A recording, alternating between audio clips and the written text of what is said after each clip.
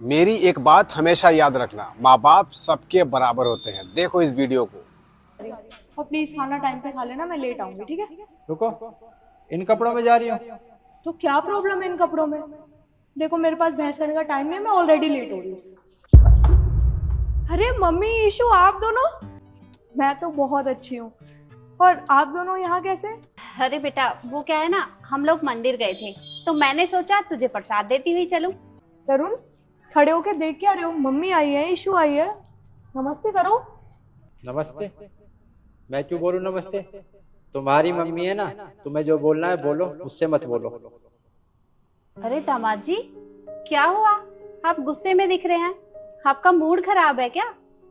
Mood तो ठीक था, लेकिन आप लोगों की शक्ल देख रही ना, मूड खराब हो गया।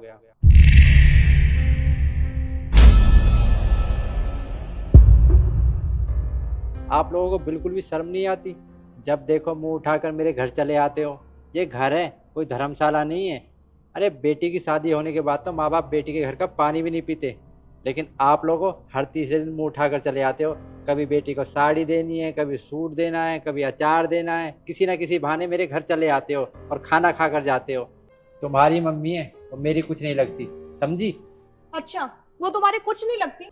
तेरे कहने से मैं माफी मांगूंगा, और तेरी मम्मी की औकात है जो मैं उससे माफी मांगू?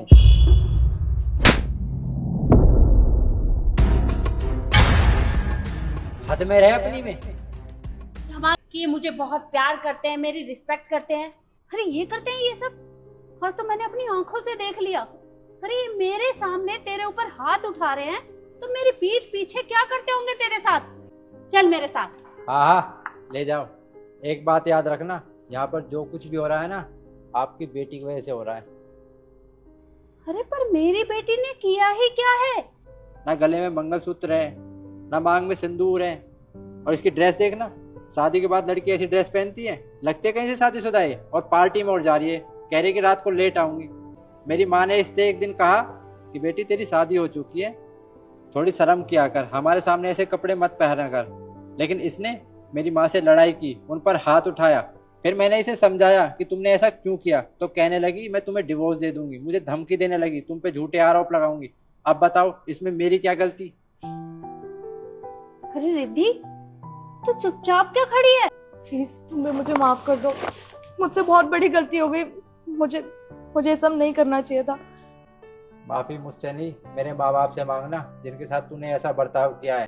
एक बात याद रखना, अगर मेरे माँ बाप ने माफ किया ना, तो ही मैं माफ करूंगा, वरना मैं तुम्हें कभी माफ नहीं करूंगा।